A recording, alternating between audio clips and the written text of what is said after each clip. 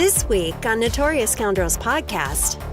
There are lies, damn lies, and then there are statistics. Welcome to the Notorious Scoundrels podcast. Welcome back to the Notorious Scoundrels podcast. We've got a pretty loaded episode here. Kyle, you brought some awesome data for us to talk about a little bit, and I think that we're going to have an interview with the second place winner at LVO, Joe DePinto, later on in the cast. Kyle, Dave, how you guys doing today? Good. Doing amazing, man. Awesome. So let's jump right into it. Kyle, what sort of data did you got for us? So before I dive straight into that, I do want to just acknowledge that Pathfinder's spoiler came out today, and we're not going to talk about it because we have so much other stuff to talk about. But we do have, we are going to at some point do a Jin Pathfinder's Infiltrate episode all by itself, because that is a topic that is worthy of an entire episode. So that will happen in between now and Adepticon at some point, but not today. So I collected a bunch of data. LVO, we have match slips for 125 games, which is a lot of games. I also got all the 62 lists. And essentially I loaded all of that data into a spreadsheet, and then I indexed the lists versus the report slips to tell me a bunch of different things, but including how different types of lists did, and win-loss record, on specific in general and on specific objectives. Let me just talk real briefly about the kind of data that's on these match report slips. It's got blue player, red player, the factions of each, who won, obviously, objective, deployment, and condition that were chosen, the turn number, and then the final score. So there's a lot of interesting tidbits on there. These are very similar to the match slips that were used for Invader League. So if you saw any of the data analysis for that, it's going to be somewhat similar, although this time we now have all the lists. So that adds a 4-dimensional component to this. For Rebel Officer, you sure know a lot about Seth Alchemy, sir. Right? He's now playing 4D chess, and geez, it's getting crazy up in here. It's getting pretty crazy. I wouldn't make it to Liga. Yeah, so on the sheet here, so we have a turn counter here. A number of turns played. Yeah, so let's talk about that first. So one of the things that we collected was how many turns did you finish? Unfortunately, some people left this blank for some reason. Hopefully not because they were rushed, but of the 125 games, there were 34 blank slips.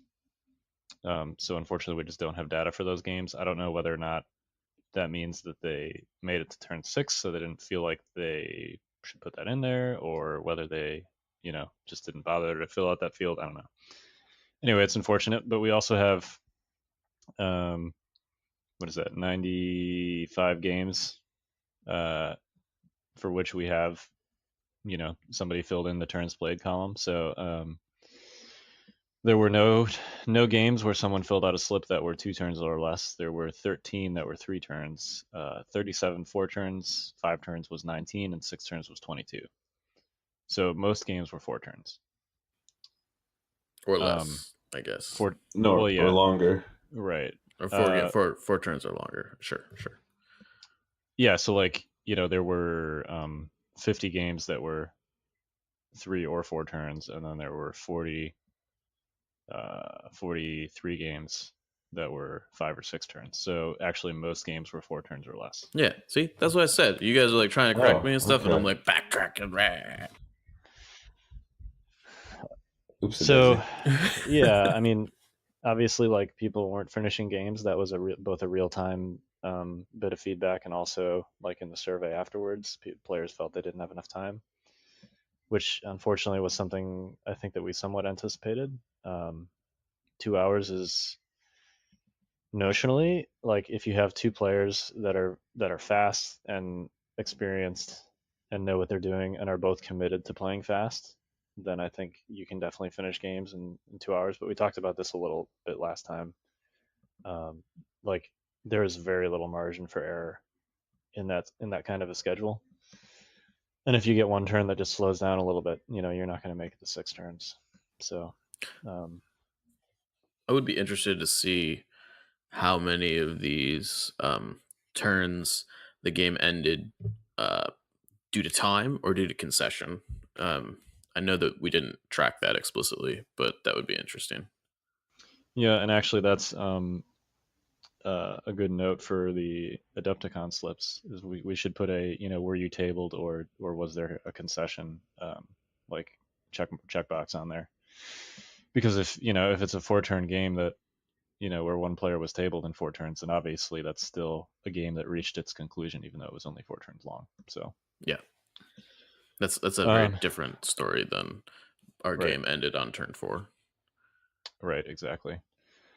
And I'm a big proponent of the game was meant to be 6 turns philosophy.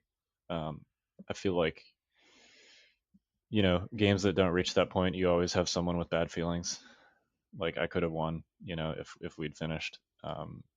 In my opinion, you never want that to be like a feeling from a tournament, but it's an unfortunate reality of the fact that there is a time compression, and that at least as far as the current tourney regs are concerned, it's the structure is 4 games or 5 games in one day. So the round times are a little bit longer for Adepticon. We'll see whether that makes a difference or not, but I think it would. There were definitely quite a number of situations, at least in my experience, where, yeah, I mean, even an extra 10 minutes would have made a very significant difference on the outcome of the game. And there were at least a couple of games that I had, or from my, anecdotally, I heard that people were sort of like on the last shot of their activation when the 15 minutes came up to terminate the round. And then they couldn't play those last 15 out. So it's, obviously time limits have to exist because we can't, be there until 2 a.m. That's just not feasible. But yeah, like you say, it always feels bad when you don't finish. Yeah, I think I'd personally like to see like the hard dice down thing kind of just go away. Um, I understand why it's a thing presently, but I think if you start a turn, you need to finish it. Yeah, I completely agree. I mean, I think Jay was talking about on his cast last week, like there was a game, where he was like literally about to kill the opposing commander with Veers, and he picked up his dice to roll them, and it was hard dice down, and like that was it, So yeah, I completely agree.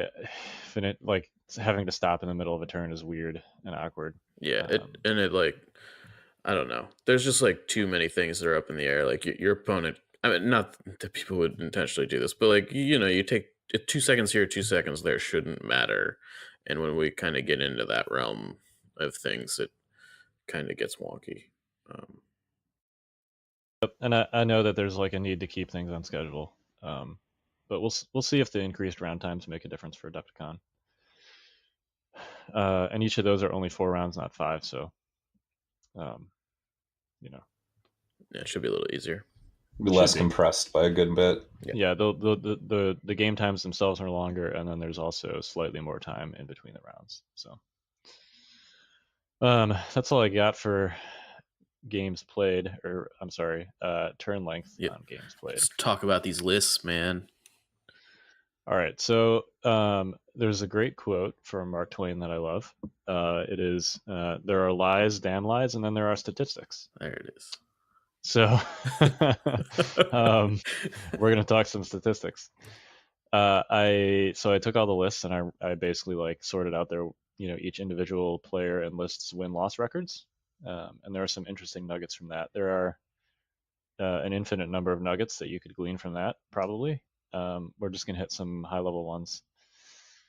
The first one I want to talk about is an unfortunate reality that I've been grappling with just in my own personal experience, anecdotally.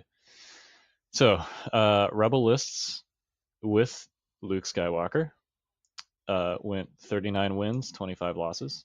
So obviously that's pretty good. Rebel lists without Mr. Skywalker, 21 and 32. So that's like substantially worse.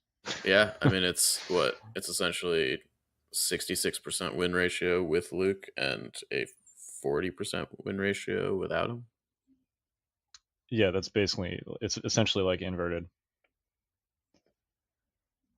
And like this tracks my personal experience with, I'm way more consistent and successful with any list that has Luke in it than any other Rebel list. Um, I think obviously he's very good. I personally think he should probably cost like 180 points. But if you did that, I don't know what happens to like Rebels, success rates as a whole, because right now they're tracking pretty close to, like in cross faction matchups, it's pretty even. Is it? Actually, so it was for LVO. Interesting. It was almost perfectly split. I actually, hang on, I'm sure I can bring this up. I was looking at like, and we'll get into this a little bit later, but it seems like it really depends on like the objective you're playing. Yeah, totally.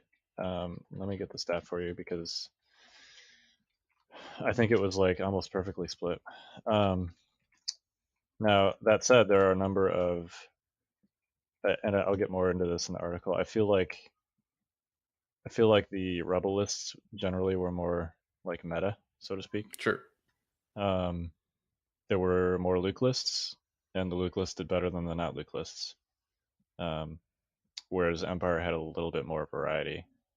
There was a lot of Veers Bubba for sure, but there was a lot of people playing Vader and stuff like that too. So honestly, that was one of the most surprising things I found about the tournament. I feel like Rebels overall lend themselves to a little bit more variety just because they have a lot more character flexibility. I feel like just in like you can take Luke and Han, or you could take Luke and Leia, or you could take Luke and Chewie, but you really can't do that so much as Empire. Like if you're taking Vader, you're just taking Vader for the most part. If you're taking Palpatine, it's just Palpatine. It right. was weird to see so many different Imperial lists and not the same amount of variety in the Rebel stuff overall. Yeah, so let me just hit it real quick. So actually, I take that back. There was more variety in the Rebel lists. So there were 15 lists that had Luke in them, so a little bit over half. 20 lists that had Leia, most of those were with Luke, and then 12 lists that had Han as a commander. And some of those were also with Luke. And 11 lists with Chewie. So with the Empire, there were 22 lists out of 34 with Veers, 9 with Vader, and 2 with Palpatine. Okay, yeah. That sounds a little bit more like what I thought it would look like. Yeah. Now that said, like, Veers lists can be very different from each other. You got the sort of standard Veers Bubba. Mm-hmm. And then you've got, like Veers Gunline. You've got like a Veers vehicle list. So I didn't see anybody play like Veers Vader. I think that's just a Matt Kish thing. I almost played it. Yeah, you almost did. We played a game where you played Veers Vader. Like a week or two before LVO, and you kicked my butt. I did. But I don't know. That was mostly because you deployed, I think, wrong. Yeah, I made a crucial deployment mistake. But anyway, so actually the Rebel list did have a little bit more variety, but the Luke list did like substantially better than those that didn't have Luke in it. There's also an Empire version of that stat. Vader lists went 15 and 20. Not surprising to me. Yeah, not surprising at all. Unfortunately. Unfortunate, but not surprising. His master, though. Yeah, so there were only 2 Palpatine players, and they collectively went 8 and 1. That's amazing. Yeah, I mean, obviously one of those players was Mr. DePinto, who we're going to talk to in a bit. So, and he went 5 and 0. So the other one was Austin Catling. So props to Austin Catling. He went 3 and 1. Yeah. So they both did extremely well then, which is what you're saying. I was utterly shocked that there were a grand total of 2 Palpatine players. Likewise, I expected him to be nigh everywhere, and I guess Vader just is more popular. Yeah, this is like actual opposite of nigh everywhere. Yeah, nigh nowhere. He was 2 out of 62. Palpatine was less common than Sabs, if that tells you anything. Whoa. Now that's uncommon. I think you might even be able to say he was just as common as airspeeders. That's 100% accurate. There were 2 lists of airspeeders. So Man, Do you figure people? This is a tangent. Do you figure people just have a problem with him, like just getting him in there, or maybe they just wanted to play Vader? Maybe Veers Boba is just more I think flexible. Like, what do you he's just think? hard to play. I think He is hard to play. Yeah. I think he's really good when you play him right, but I don't think he's been out enough maybe for people to feel comfortable with him. Like I've played a lot of games with Palp. I feel like I don't know. My play with him is sufficient. I don't feel comfortable bringing him to a tournament. Huh? I don't know. So some more interesting list stats. As far as the Luke lists are concerned, Wonder Twins was 26 and 17, so 26 wins. Yeah, buddy. Losses. Now part of that is, let's see, what 11 of those wins are, the 3 of the top 6. Like all 3 of the Rebel invites were Wonder Twins. So there's that. But there were also 4 players playing Flyboys, which is Han and Luke, and they went collectively 11 and 6. So that's pretty good. One of those was Nima, who made the top cut. Nima Ashji. Yeah, props to him, man. I play with him locally. He's a really good player. He also made it with Wookiees. Yeah. There were 2 Wookiees in the top cut, if I recall correctly. Mm-hmm. I think Flyboys is super underrated overall. I agree. I like it a lot. I need to play around with it more myself. Same here. Leia's just, it's ease of use and also the high risk, high reward that kind of drives me away from it. It's just that, I just don't like taking the high risk, high reward route. I'm a very defensive, very much like, I like keeping all my command card effects. Thank you. Yeah, that's fair. Kind of player. That's fair. It's definitely a less defensive, less consistent list than one. Oh yeah, but it's really strong and splashy. It's very how do you call it, Timmy? Kind of like Now You Will Die as Timmy, as I think Luke described it. Yep. I mean, you're going to shred trooper units if you can get Han and Luke in there at the same time. Oh yeah, the Han last first doing 8 wounds to troopers is pretty dope when you only have like 25 wounds with troops on the board. When you can make it work, it's scary. It's real scary. All right. So next nugget. List with Chewie, 20 wins, 25 losses. I mean, I'm willing to chalk that up to 50-50. Yeah. I mean, that's the other caveat to this, besides the lies, damn lies, and statistics. Well, there's 2 caveats really. One is correlation and causation. Good players, generally speaking, play well. So like, are good players playing Wonder Twins, or are Wonder Twins good because they're inherently good? I don't know. But that's one of the big caveats to like all of these win-loss by list stats. The other one is just small sample sizes. Like 125 games is still in the statistical realm a very small sample size. So I never gave you the cross faction win-loss, did I? I don't know. I don't think so. Nope. All right. So 26 Rebel wins, 24 Empire wins. Rebel's clearly better. Clearly. So that's 50 of the games were cross faction games, which I feel like is low. Actually, there were a ton of mirrors for whatever reason. Yeah, half my games. No, the majority of my games were mirror. I had Rebel, Imperial, Rebel. So it was 3 mirrors. And in the top 12 of the 6 games, 5 of them were mirrors. So, dang. Yeah, it's interesting. I don't know that that's like dispositive for that reason, because one would expect a lot more cross-faction games out of 125 games than 50. But, all right. So some Empire stats. We already did Palp 8-1, right? Yeah. Vader 15 and 20. Yeah. Veers Boba, 24 and 22.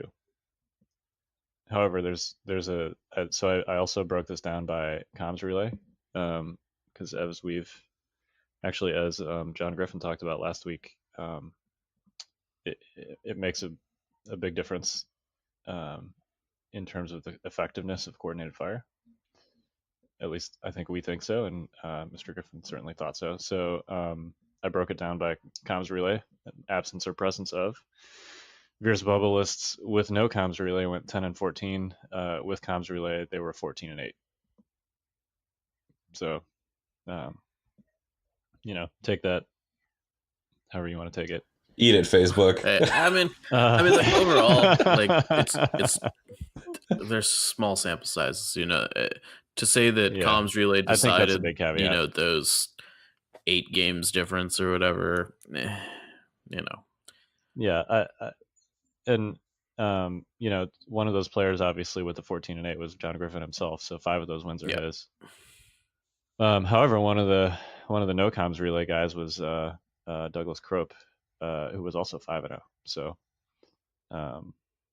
there's a couple ways to look at it. If you pull both of those guys out, it's still 5-14 for no comms and 9-8 for with. Yeah. So, but it still looks like Relay would take it in terms of what you choose. I think if you were going to build a list based on this data, right?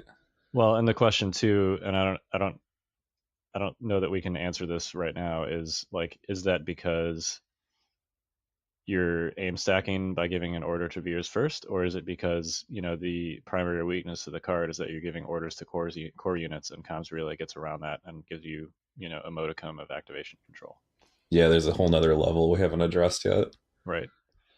So I don't know that that's a causal thing necessarily. Well, what I will say is that notably, Comms Relay is literally unhelpful unless you're playing coordinated fire in that list. It doesn't work with any other command card. That's 100% true. Yeah. I mean, unless you're in a weird situation where you need to relay something out to range 5 and your comms relay squad happens to be range 3 of Veers and Boba's range 5 of Veers, and they're and then it's only relevant for push. Yeah, speaking of, I also looked at all the command cards that people took. So the most popular command card for both for the entire tournament was Coordinated Fire. 29 of 34 Empire players took it. The second most popular command card was Push. 28 out of 34 Empire players took Push. Only 4 Rebel players took Push. So, I think part of that is evasive maneuvers is bad. Yeah, and pin down super narrow. Pin down is very narrow, although 10 people took pin down. Yeah. Bikes just became really unpopular too, so evasive, left along with them. Right. Yeah, I don't, and I think also Empire runs a lot more single commander lists, or rather single character lists. There were 11 of those, so obviously Push is going to be in those by default. There was only one. Let me see. I think there was only one Rebel single character list. There was at least 2. I think. No, because the guy you played last round was running Chewie too, right, Dave? Yeah, he was running Chewbacca and Leia. My last opponent, Jeff Arney, was playing solo Leia. Yeah, my bad. There were 4. Yep. And they didn't do very well. So, yeah. But yeah, so that I don't know that the fact that there was so much push taken in Empire lists is super uninteresting. Yeah, I mean, I think overall, the biggest takeaway here is that people like them some Leia Organa. Oh yeah, for sure. I mean, coordinated bombardment was the most popular Rebel card. 20 people took that out of 28 Rebel players. So, and that's just natural, right? Snipers are everywhere. Coordinated bombardment is a really good answer. It's also just a great the card. Fact that there was more Leias than Luke's is a little bit startling to me. I don't know. She's cheaper. She's very flexible. She's a great value for the points. Sharpshooter 2 is brilliant. Pierce is brilliant. There's very little downside to taking Leia in your list, I think. I know, but still, even if you, but that didn't discourage people from not running Luke, even if he was God tier. Right, but usually you're running Luke with Leia. Right, That's also true. I see. So, I mean, maybe you guys see this differently, but when you guys say Wonder Twins, I see a Luke list that has Leia in there as like a support character. Yes. Oh yeah, totally. She's a support and character. I don't know. And maybe that's actually maybe a good thing to point out in that she tends to be a support character, so she's not, I guess, the staple. So she goes in the Han list too if you're not running Luke. Yeah, she goes. She's the Veers of Rebels, right? If she's not your centerpiece, but she goes in most lists as your support. And if you're running some other thing like T-47s or RTs or something, then you're putting her in there. So we are running up against time. Obviously, we can talk about more data nuggets next time. Are there anything real quick you guys want to hit from some of these? Oh, let's talk about bids real quick. Yeah, we can do bids real fast. So most bids were 7 or less. There were 62 bids. 58 of them were 7 or less. So if you bid 8, you won your choice of blue or red player, basically. Most bids were, let's see, more than half the bids were 3 or less. Thoughts? I felt like 3 was the correct amount if you weren't running some kind of crazy skew. And if you really wanted blue player, I'm looking at the chart that the 3-point bid beat out 28 lists. So that's a pretty nice place to be 797. Yeah, I mean, I think this chart is cool. I think that it's obsolete in 3 days. Yeah, I completely Yeah, agree with that. 100%. Pathfinders are going to skew this thing way far in the other direction. I don't know how much. I don't think it's going to skew it nearly as much as key positions, but it's definitely going to skew it. The question is how much. I mean, we definitely like. It's interesting to look at. I just like. I don't know. I think you're going to see this chart move +5 to the right.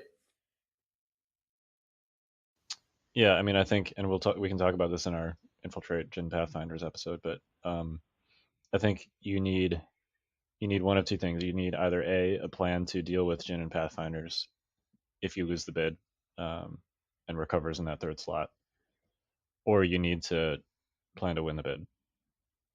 One of those two things. So I could actually see a little bit of a U-shaped chart on this for Depth Down.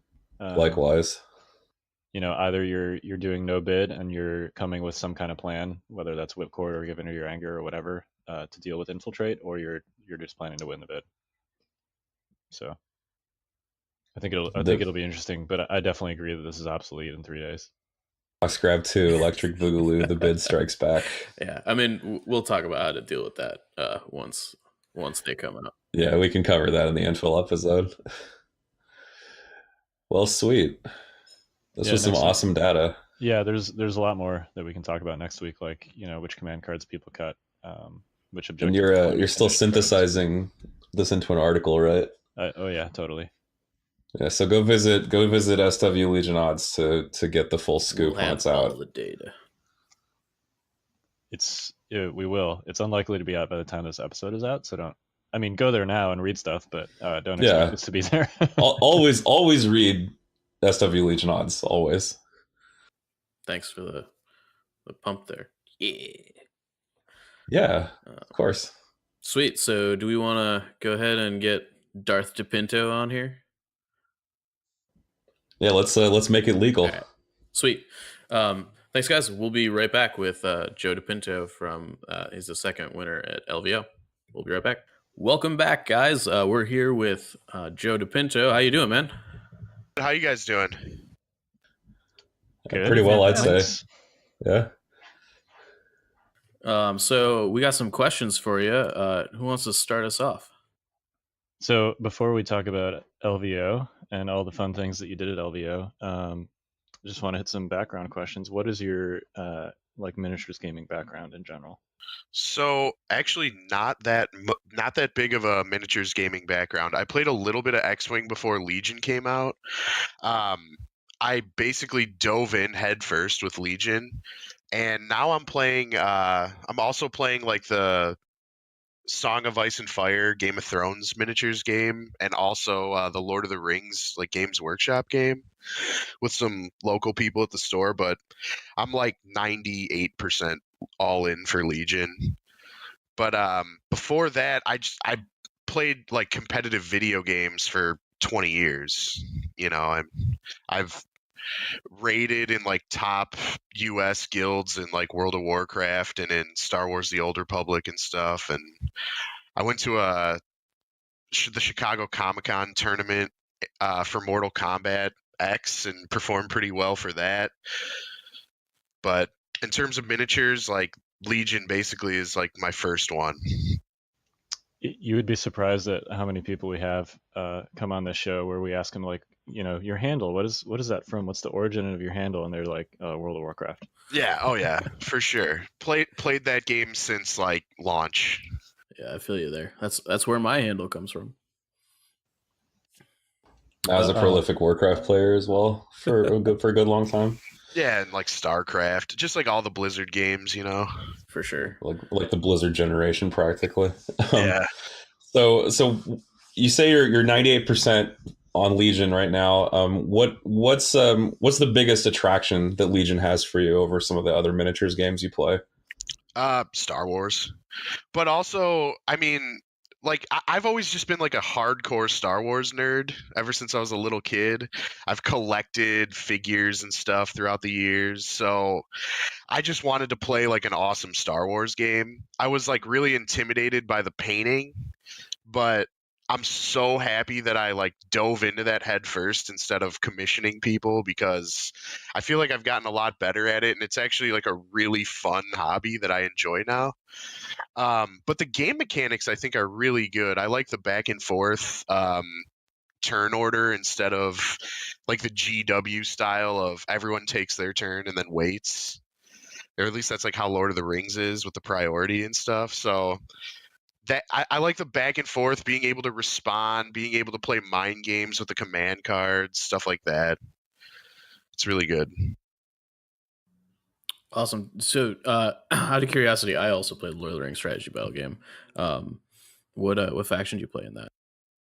I'm playing Mordor primarily, but I also just like bought into like Gondor and Rohan. Yeah. So I'm a member of the DC Hobbit League, so shout out to any of you guys if you're out there. nice. We got the Chicago Hobbit League too, and like one of the guys, Matt, he plays Legion with us at the store, but he like runs that league too. So That's awesome. That's awesome. Yeah. Do any of those guys like tell us a little bit about your local scene in Chicago for, I guess, Star Wars mainly, but if you want to talk about Lord of the Rings a little bit too, that's fine. Yeah, well, it's our scene's awesome. We have a really huge community, especially when I've talked to like some of these other guys. I mean, we average about 22 players at GameStorm in Lamont. We're calling ourselves, our group collectively is calling ourselves the 312th Legion. So shout outs to those guys. Right now, collectively, the group that comes and plays has 4 high command invites. And there was a couple of guys that couldn't make it out to Vegas just because of the logistics of it, but they're going to be playing at the last chance qualifier. And I fully expect at least like 2 or 3 of them to possibly get invites. One of them he went like top 8 in season 1 tabletop simulator. So, and he didn't go to Vegas. I think he's going to probably end up getting an invite. A lot of super good players, super competitive, some casual guys too, but we have a good time. I mean, me and this guy, Jeff, we make all the terrain because we both have 3D printers. We have another guy who's really amazing at hobbying. He'll paint up some of the terrain for us. He also like is taking commissions to paint a bunch of people's miniatures. So yeah, we're getting a really awesome turnout, and like our guys are like really hardcore competitive guys. There's probably like 6 or 7 of us are down to travel. So we went out to Michigan. We go out to Wisconsin sometimes and play in tournaments. Indiana, obviously Vegas. So I wouldn't be surprised if a couple of us ended up going to Nova. You guys should totally come to Nova. It's an awesome time. That's what I've heard. Yeah. That's our me and Mike. That's our home turf. So awesome. Yeah, we will be there. Definitely. So I just want to walk back a question for a minute. You said you played video games for like 20 years. Does anything from those translate strategy wise over to Legion? I think so. I think a lot of okay, playing World of Warcraft. Now, World of Warcraft is obviously like a really fast-paced game where you have to make decisions quickly.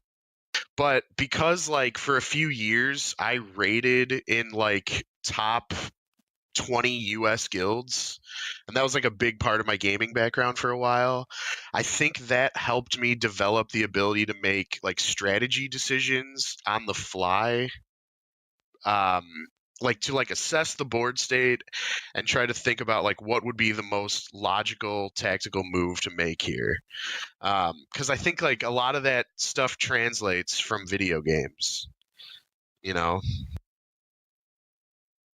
Now I'm not saying like I'm always like super efficient at making decisions. That would be ridiculous to say, but I think I can like at least assess like the board state most of the time and try to think like, it's probably not good to walk these guys out here because they're just going to walk into a wall of dice or something, you know? All right. This is a total tangent. What do you think of chess clocks in Legion? I'm not opposed to it. Okay. Get out. I'm not opposed. Get out of my house. I'm not opposed to it, but I don't think it's necessary. Yeah, and there's definitely something to be said about people who deliberately slow play.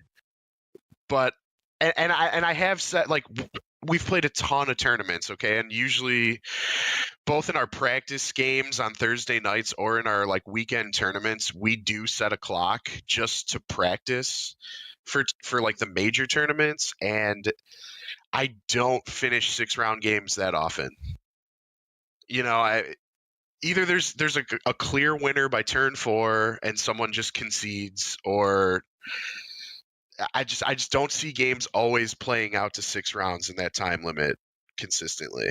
So if that was like a goal for the game where they always wanted people to go 6 rounds, maybe a chess clock would help fix that, but I don't know. Yeah, I won't get on my chess clock soapbox, but I'm a big proponent of the game was meant to be 6 rounds long, and TOs need to do whatever it takes to make sure that goal is reached consistently. I've definitely seen games swing to what you would consider the losing player in that 6th round, where you're like, it's like there's a clear winner at 4, but if you play out to 6, you might just lose to attrition. And I've seen that happen. I agree. There's been so many games where like it'll be turn 4 on recover the supplies, and you look screwed. Like it's like you're like, oh man, like I've lost this game. But you're like, okay, I'm gonna play it out. And turn 6 comes around, and like you're able to make one of his dudes holding a box, fall down and die because you like hit him with a pair of snipers, and like all of a sudden it's 2-2, and yeah, absolutely, I agree. I've even seen that on like key positions where I'm like, okay, I have a ton of guys on 2 of the points in turn 4, I'm probably fine, and then in turn 6 I have like a unit leader and a unit leader touching the middle, and it's super wonky, and like it could have went either way, and you're just trying to like dodge and hope that you can like live long enough to still hold that, and it can swing. Yeah, I think the most fun Legion moments actually occur like in rounds 5 and 6 typically. Totally. Turns 1 through 4, I feel like at least between competitive players are somewhat scripted. Some attrition and positioning battle. But it's like turns 5 and 6 where those crazy like, holy crap, do you remember that thing that happened? That's when those moments happen. Yeah. Let's talk about LVO. How was LVO? That was great. Absolutely loved it. First time going to Vegas, so that was fun. Did some other stuff, hit some restaurants and stuff like outside of the tournament, so the trip was great. But the actual tournament itself, excellent. LJ and crew did a phenomenal job. The tables were great. Um, I think it went really smoothly. The prize support was amazing. Every single game that I played, my opponent was really cool. It seemed like that was the general status of the tables around me from what I was overhearing. Um, the first table I played on, I wasn't a huge fan of. It was like the Mustafar table, and it had like a lot of lava pits on it. And we didn't realize until after we deployed and started the first round that according to the defined terrain card, all the lava pits were like impassable. And you would need to take like the climb check to get over them, you know. And we played key positions on and the piece of terrain in the center was surrounded basically by a giant lava pool. So we're like, oh, this is we weren't expecting that, but we decided like, hey, that's what the rules are. We're just going to play it out. I think it kind of frustrated both of us, but it was cool. I mean, aesthetically, it looked good. I wasn't used to that, you know, having to like gamble on moving into that middle position. So Yeah, so we actually, if you or anyone else has feedback on the LVO tables, like on specific tables, we definitely want to hear that. You could send those like to me or LJ or Brendan, just because those are going to be many of the same tables that end up getting used for Adepticon. So to the yeah, extent that we can like address some of those playability concerns in advance, obviously we want to hear about that stuff. So yeah. I mean, I think the table was fine. I would maybe put one slightly larger piece of rock on the middle, but there was that. And then I didn't play on the X-wing table. I heard about the X-wing table. I saw the X-wing table. I would say that as a Palpatine player, I'm so happy I didn't play on that because my first two turns hinge on line of sight blocking terrain. Like yeah, that was you not know, that was not the best table. yeah, As we it were setting up, looked awesome, but yeah, as we were setting up, we were both Brennan and I were like, this is not going to be a fun table. But I was thinking about it later, and I was like, I guess if you put a barricade on top of an X-wing, you could have made it block line of sight, and that might have been a fix. yeah, it's a little weird though because you can actually also see like underneath the X-wings. Yeah, So yeah, there's there's basically no line of sight blocking terrain on that table except for that one, like crane in the center. But I think obviously we're, we listened to feedback from LVO, so yeah. But yeah, that was great. Though, my third game, I had to play Rick, and I was a little bummed out by that because he's a local guy.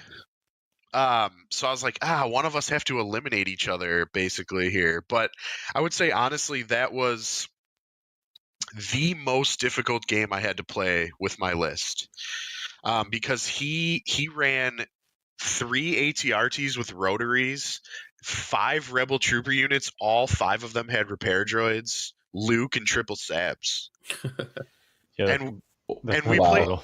Yeah, we played key positions, and like his Sabs were they harassed the one that was near my deployment so much that I had to like overcommit to deal with them, and I could not touch his rotary cannons. Like I ended up winning, but it was so close. If we would have played one more round, I probably would have lost. I knew I was like, I can't shoot at these RTs because they're just gonna get healed. So it's like that was a difficult game. Like that would be one of my things. If people are like, I've had a lot of people say, "How do I beat your list?" Because I can't figure it out. Play rotary cannons, like surge to crit Palpatine. That's how you beat him. That's the only way, I think. yeah, But I'm pretty. Rick's an interesting guy. I met him. I've enjoyed meeting him at LVO. I'm I'm pretty excited to see what he brings to Adepticon because he qualified at Michigan GT with Yeah. Sab List. So let me tell you a little like funny tidbit about that. So I went to Michigan as well, and I went 2-1. My one loss was to Rick, pre-errata KP, and I was red Oh player. God. I took a 784 point list, and I thought locally that was like unheard of. So I'm like, I'm taking this big bid because I just don't want to auto lose KP red player. He comes up, he's like, I'm 780. I'm like, oh my God. He flips his cards, far right key positions. I literally wow. I was like, dude, I lose. I literally like shook his hand like on turn 0. I mean, his So- list that tournament was also like doubled down on it, and that you had to walk through a minefield to get there. Exactly. So all I did was I was just like trying to slowly walk at him and just getting super suppressed out, and like it was an impossible situation for me. So it was like all right, so KP red player auto lose. I know the stats from Invader League. I know that like no one won red player KP that whole time. That card needed to be fixed. Come back to LVO. All 5 of my games are KP. All 5 of my games, I'm red player. I go 5-0. Wait, you played 5 games of key positions? 5 games of KP. Wow. Don't play KP against Palpatine. Yeah, I was assuming you volunteered for that because of the I- one pip. Absolutely. My list wants to play Intercept and KP. Yeah. I want red player.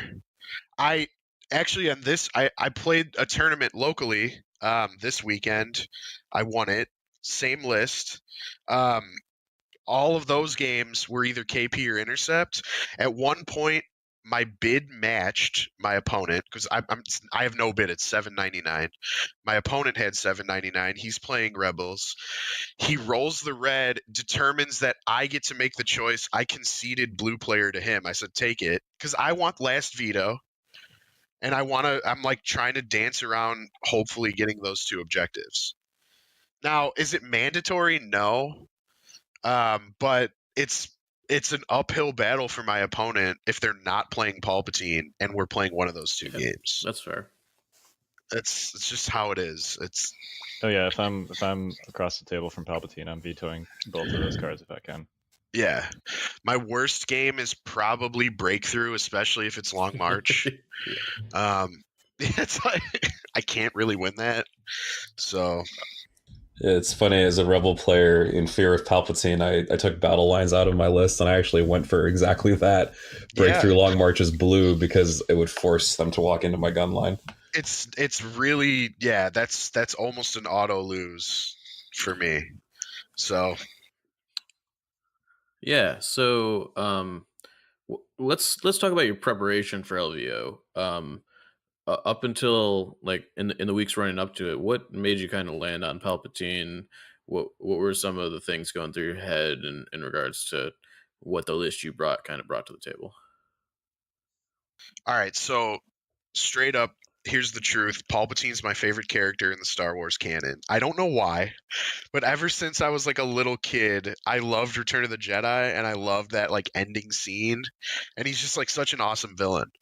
So when they announced him, I was like, all right, I want to find a way to make him work. And when I saw what he did, I was like, all right, I think I can build like an interesting list around his play style. I think Pull the Strings is so good.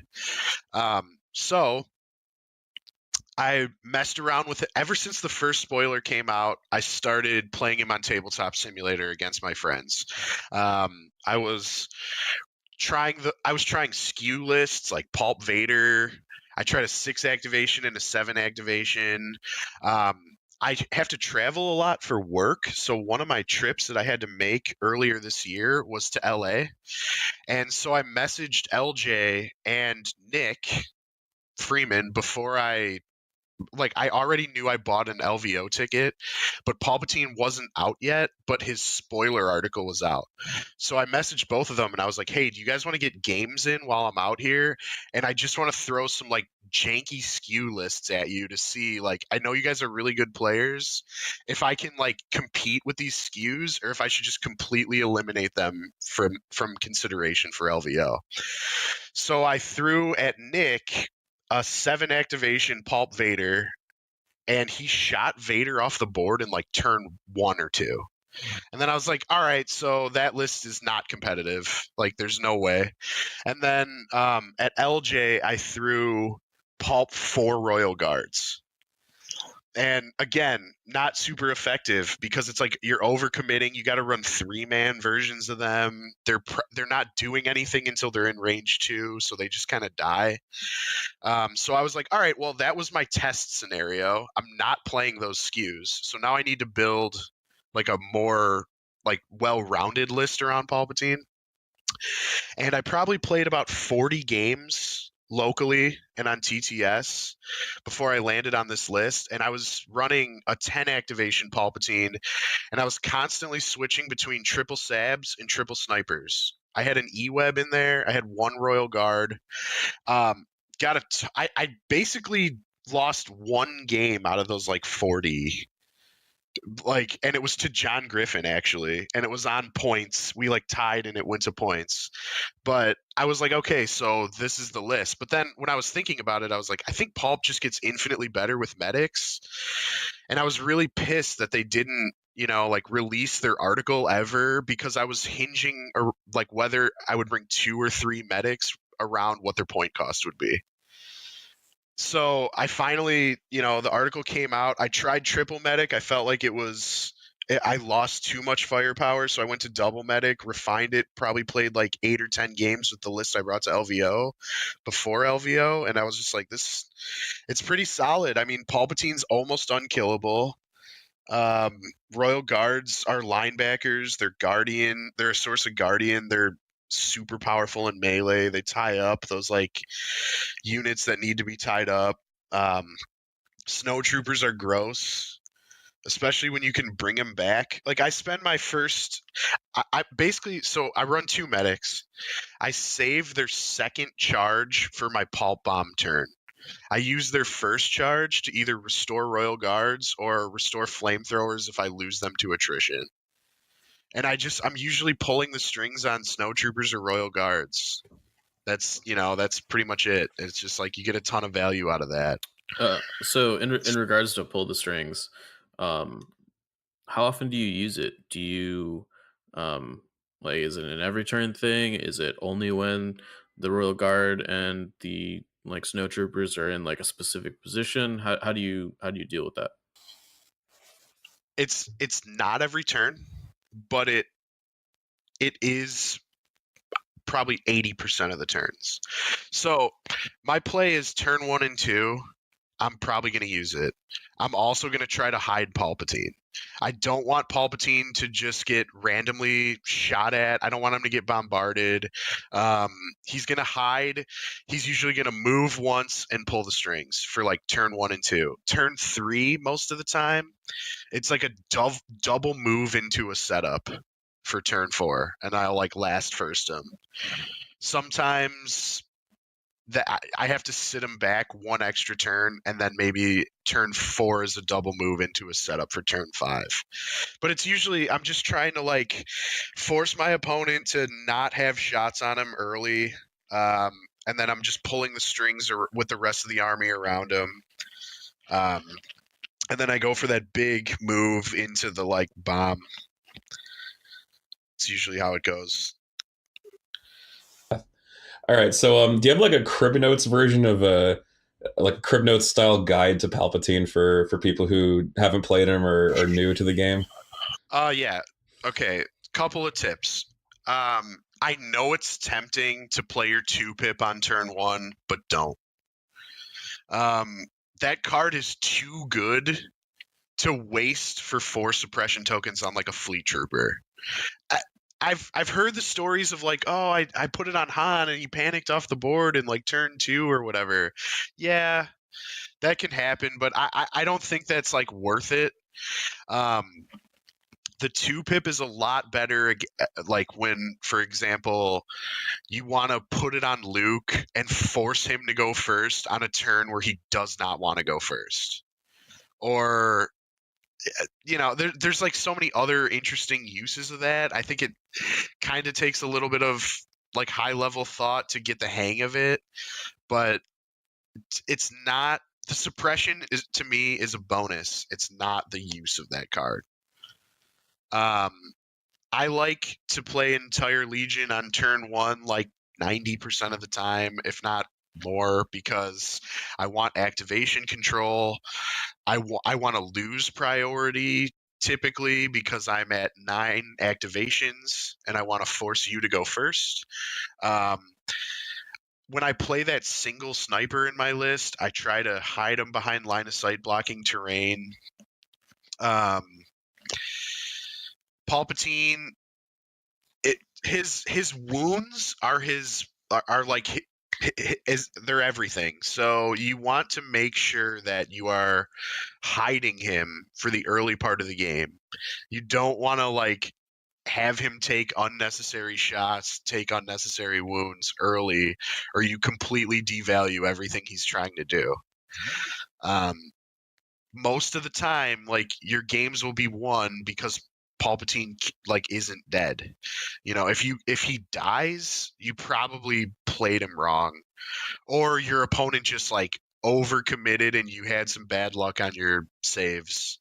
But he really, like, he's, to play against him, I think you need to like shoot everything else around him and not shoot at him, and like just kind of try to outrange his 1-pip if you can.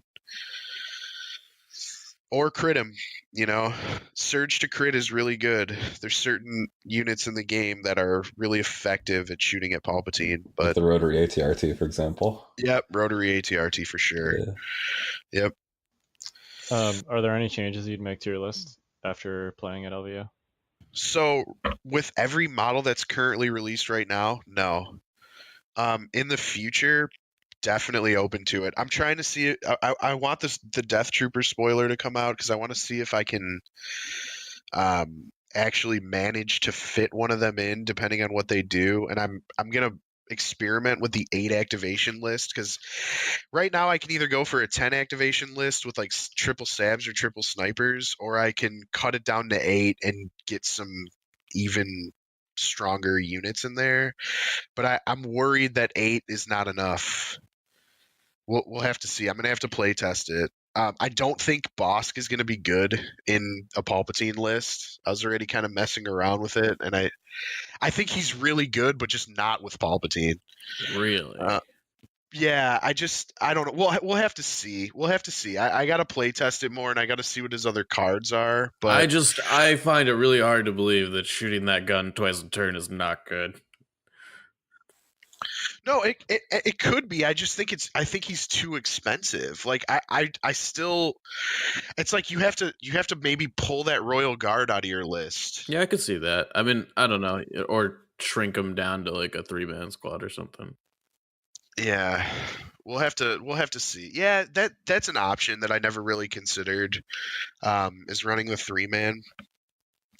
But I think everything else in the list serves a very specific purpose that I don't really want to cut them, so. That's fair.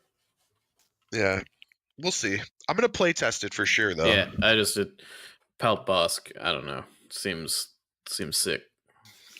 I can see how it would be good if you're trying to fish out that bounty and then like hide him or something, but he's really fragile. I feel like people are underestimating how fragile he is, and I think they're overvaluing his regenerate ability. Like it's good, but it's not that that's good. Totally fair. And he rolls Chewy saves, so he just kind of dies. If your opponent wants to commit to his death, he's probably gone in one turn. Unless you got those IRGs standing next to him. True. Yeah, so we'll see. We'll have to see how it plays out, but I'm excited about the model. I still think, though, that, like, Bosk Boba is going to be awesome with, like, Krennic or Veers. Double bounty. Yeah, I could see double bounty being pretty extreme. the challenge with a list like that is the same as the Super Friends challenge, which is whose command cards do you take? Oh, absolutely. That's a fair point. Well, so you are obviously going to Adepticon because you won an Yep. invite, right? Yep. And you are from the Chicago area, so that's not even a travel situation for you. Right. Lucky you. Yep.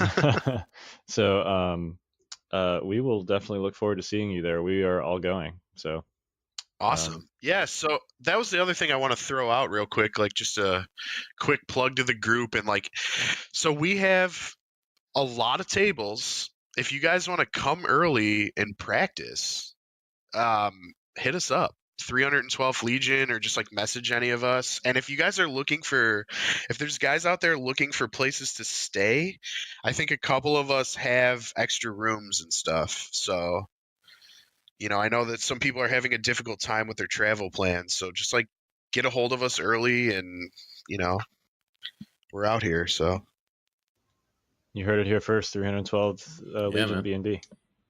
yeah. Yep. Yeah, I was actually thinking about today. I'm like, not that we're necessarily going to have time, but if we get there early, is there a Power 9 equivalent in Chicago? And it seems clearly like... Yeah, but- Game Storm, Lamont, Illinois. Yep. Absolutely. Come on out. All right, awesome. Well, looking forward to seeing you again at Adepticon, and good luck in your prep games. Thanks. You guys too. I appreciate you having me on Yeah, man. here. Thanks for coming Yeah, on. of course. Thank you, Joe. Yeah, no problem. So that was our interview with Joe DePinto. Hope you guys enjoyed it. He had a lot of good nuggets on talking about Palpatine and how to interact with your opponents and stuff. So I think, are we gonna hit Pathfinders and Jin next week and infiltrate and all that shenanigans? Is that the plan? Possibly. We might need a little more prep for that episode, but we'll see. Okay, so that's either next week or the week after. Yep.